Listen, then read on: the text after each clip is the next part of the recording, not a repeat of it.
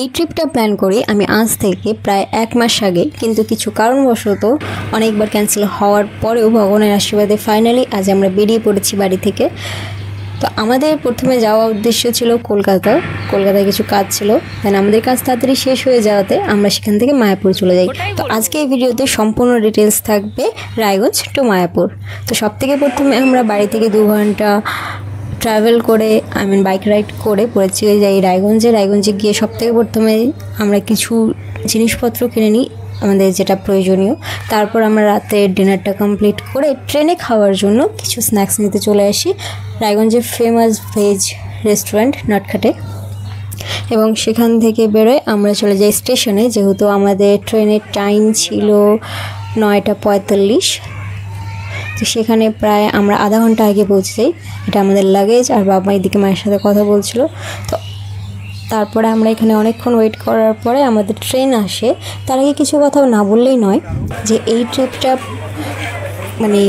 Cancel মোটামুটি নাই করে 7 থেকে 8 বার হয়েছে আমাদের, কিন্তু ফাইনালি যে যেতে পেরেছি সেটাই অনেক বড় ব্যাপার। ভগবানের আশীর্বাদ না থাকলে কোনো কিছুই সম্ভব না, সে তুমি যতই আগে থেকে প্ল্যান করে রাখো। যতক্ষণ না অবধি ট্রেনে উঠছিলাম না, ট্রেন আমাদের স্টার্ট হচ্ছিল না, ততক্ষণ অবধি মনের মধ্যে একটা ভয় ছিল যে যেতে পারবো না, কিছু হয়ে যাবে, এই ধরনের অনেক কিছু প্রবলেম ফেস করে ফাইনালি যখন ট্রেনটা ছাড়লো তখন একটা দীর্ঘ নিঃশ্বাস ফেললাম আর নিজের মনকে সান্ত্বনা দিলাম, এবার যা হবে দেখা যাবে। বাড়ি থেকে তো বেরিয়ে পড়েছি। বাবাকেও এখানে প্রচুর নার্ভাস লাগছিল ট্রেন ছাড়ার আগে পর্যন্ত। তো ট্রেনে কিছুক্ষণ মোটামুটি আধা ঘন্টা যাওয়ার পরে আমরা আমাদের খাওয়া দাওয়া কমপ্লিট করে নিই, কারণ তখন 10:30 বেজে গেছিলো। আর মোটামুটি আমাদের কামরার সব প্যাসেঞ্জারই চলে এসেছিলো, 1-2 বাদ দিয়ে। তারপরে ঘুম ভাঙতেই পৌঁছে যাই নবদ্বীপ স্টেশনে। আর সেখানে এসে দেখি আমাদের ট্রেনটা পৌঁছেছিল প্রায় 3:45, 4:45 সময়।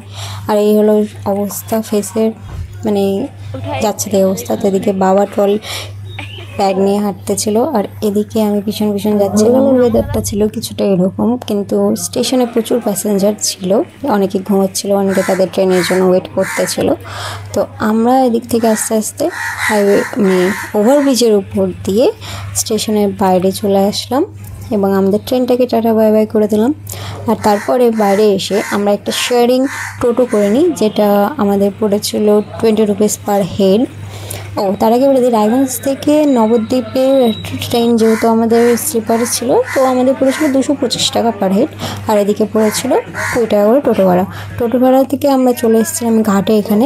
এখানে নৌকার টিকিট ছিল কিন্তু 5 টাকা, যেহেতু ভোরবেলা সেহেতু আমাদের কাছ থেকে নিয়েছে 30 টাকা পার হেড, কিন্তু বলেছিল যে লঞ্চে নিয়ে যাবে, কিন্তু লঞ্চ তখন চলেনি, তাই নৌকাতেই 30 টাকা পার হেড দিয়ে আমরা চলে আসলাম ঘাটে।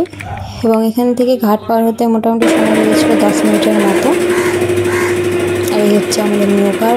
রাত্রেবেলা কিন্তু গঙ্গাটা খুব সুন্দর লাগছিলো। আমার ক্যামেরার কোয়ালিটির জন্য হয়তো এখানে অতটা বোঝা যাচ্ছে না, কিন্তু সত্যি খুব সুন্দর ছিল। আর নৌকাতে ওঠার প্রায় 2-3 মিনিট পরে নৌকাটা এখান থেকে ছেড়ে দেয়, আর আমরা আস্তে আস্তে ঘাটের কাছাকাছিও পৌঁছে যাই।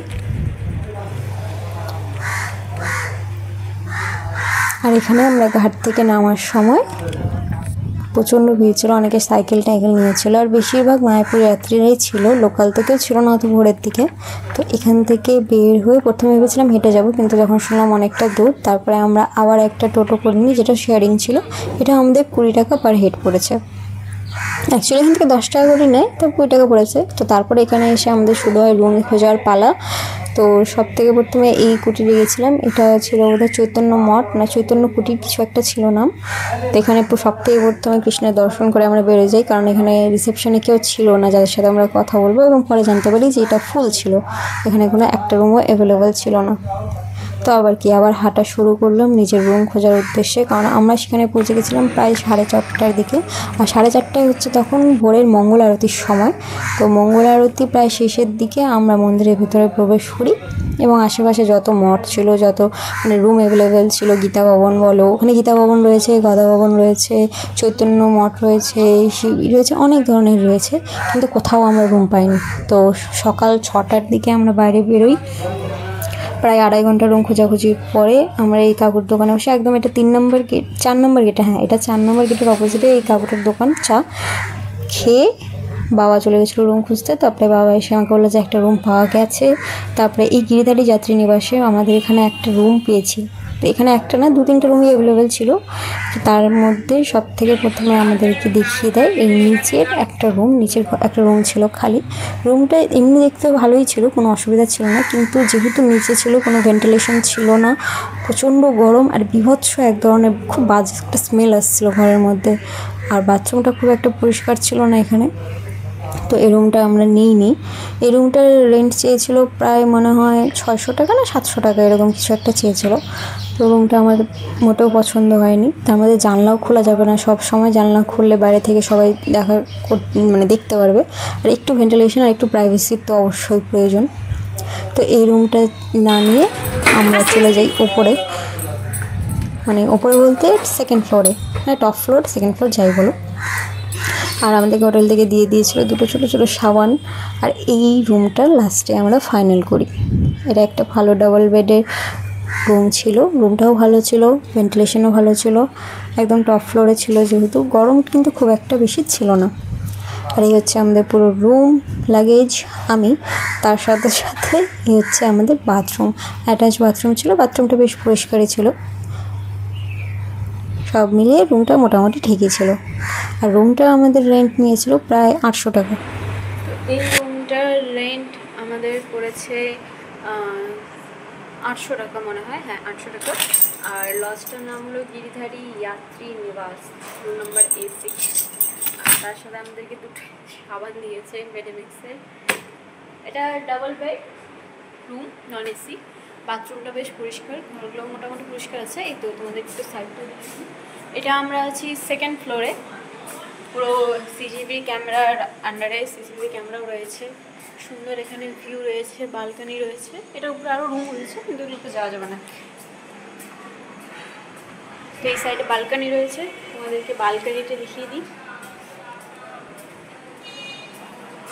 মানে সকাল থেকে 2 ঘন্টা থেকে 2.5 ঘন্টা আমরা হেঁটেছি রুমের জন্য, তারপরে আমরা রুম পেয়েছি। তো এই হলো বালকনি, কাপড় চোপড় সবাই দিয়েছিল ওকে। আর সব থেকে মানে এই রুমটা নেওয়ার একটা রিজন হলো নিচেও রুম ছিল, তো আমরা উপরেরটা নিলাম শুধুমাত্র একটা জিনিসের জন্য, ভিউটার জন্য। জাস্ট ভিউটা দেখো, ভিউ এখান থেকে মন্দির একদম সম্পূর্ণটা দেখা যাচ্ছে। আর এটা হলো মন্দিরের গেট নাম্বার 1, মানে একদম মন্দিরের গেটের অপোজিটে আমরা রয়েছি 2nd ফ্লোরে। এটা ছিল রায়গঞ্জ টু মায়াপুর আসার সম্পূর্ণ details, travel cost, room rent. আর এরপরে মানে মায়াপুর সিরিজটা সম্পূর্ণ পার্টে পার্টে আসবে। তো এটা হলো ফার্স্ট এপিসোড, এরপরে আরও পার্টগুলো আসবে। তো তোমরা চ্যানেলটিকে সাবস্ক্রাইব করে নাও সম্পূর্ণ ভিডিওটা দেখার জন্য। এরপরে তোমাদেরকে আমি দেখাবো আরতি, মন্দিরে কী কী হলো, এভরিথিং থাকবে এই ব্লগের মধ্যে। তো টাটা, রাধে রাধে, সবাইকে ভালো থাকো, সুস্থ থাকো। আর ভিডিওটা আমি ডে বাই ডে আপলোড করবো, যাতে যতদিন এখানে থাকবো তোমরা একদম কী বলে ওটার নাম, সাথে সাথে আপডেটগুলো পেয়ে যাও।